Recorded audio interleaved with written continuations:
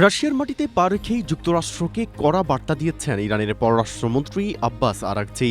পাকিস্তান ও Oman সফর শেষে গুরুত্বপূর্ণ এই সফরে রাশিয়ায় যান আরাগচি।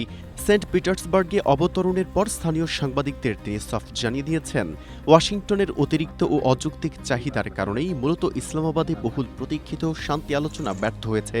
বিবিসির প্রতিবেদন অনুযায়ী আরাগচি তার এই সফরে রুশ মিত্রদের সঙ্গে মধ্যপ্রাচ্যের যুদ্ধ পরিস্থিতি এবং ভবিষ্যৎ কূটনৈতিক পদক্ষেপ নিয়ে বিস্তারিত আলোচনা করবেন। সাক্ষাৎকারে আরাগচি হরমুজ প্রণালী বন্ধ রাখার সিদ্ধান্তের গুরুত্ব পুনরায় তুলে ধরেন। তিনি বলেন, এই কৌশলগত জলপথের নিরাপত্তা একটি বৈশ্বিক ইস্যু এবং ওমান সহ প্রতিবেশী দেশগুলোর সাথে পারস্পরিক স্বার্থ রক্ষায় ইরান ঘনিষ্ঠভাবে কাজ করছে।